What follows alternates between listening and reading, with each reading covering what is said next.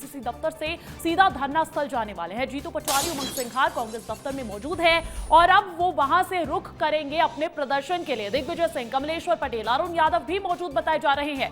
PCC दफ्तर में आगे की रणनीति पर चर्चा हो रही है। देखिए, जानकारी पहले यह भी निकलकर सामने आई थी कि कांग्रेसी यहां भोपाल स्थित इलेक्शन कमीशन के दफ्तर भी जाएंगे, लेकिन उसके बाद आपको बड़ी अपडेट बता दें कि कांग्रेस पार्टी के तमाम नेता आज धरना प्रदर्शन करने वाले हैं, उपवास प्रदर्शन करने वाले हैं और थोड़ी ही देर में धरना स्थल पहुंचेंगे। कांग्रेसी पीसीसी दफ्तर से धरना स्थल के लिए पहुंचेंगे और ऐसे में जीतू पटवारी, उमंग सिंघार, दिग्विजय सिंह, कमलेश्वर पटेल, अरुण यादव, ये सभी नेतृत्वकर्ता इस वक्त पीसीसी दफ्तर में ही मौजूद बताए जा रहे हैं। पीसीसी दफ्तर में आगे की रणनीति पर भी चर्चा हो सकती है। और देखिए, अमृत तो बने हुए हैं, लेकिन अनमोल तिवारी भी मेरे साथ लाइव जुड़ चुके हैं और रंजना भी मेरे साथ लाइव जुड़ चुकी है। रंजना, इस वक्त आप कांग्रेस कार्यालय से वहां पर तस्वीरें पहुंचा रही है, क्या हलचल नजर आ रही है, कितनी देर में निकलेंगे लोग प्रदर्शन के लिए? जी, दिल्ली आज निर्वाचन आयोग के तमाम पदाधिकारी जा रहे हैं। तो देखिए अंजलि, बैठक खत्म हो गई है और पूर्व सीएम दिग्विजय सिंह बाहर निकल आए हैं और जो रणनीति थी, क्योंकि तमाम जो नेता हैं, जीतू पटवारी भी यहाँ पर नजर आ रहे हैं। सर, बैठक हुई है, क्या कुछ हम निकल गए। तो देखिए, बैठक खत्म हो गई है, सीधा उपवास के लिए रवाना हो रहे हैं यहाँ से तमाम नेता। सर, यहाँ पर आप देखेंगे कि जीतू पटवारी है, पीसीसी, भैया आप लोग मदद कर दो।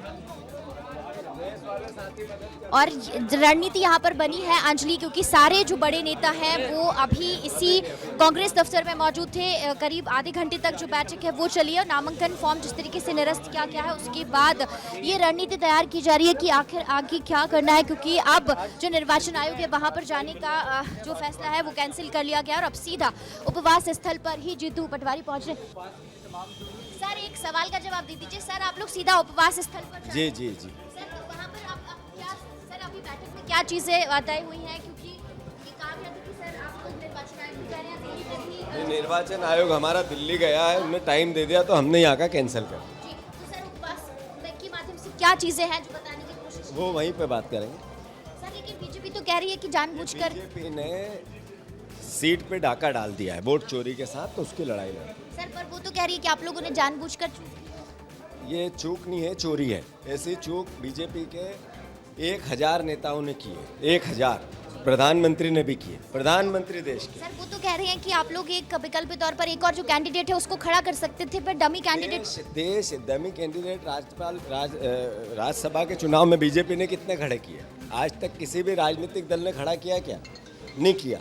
ये भ्रम फैला के जनता को मूर्ख बनाने की बात एक क्राइम है, ये क्रिमिनल केस बनना चाहिए उस व्यक्ति पे।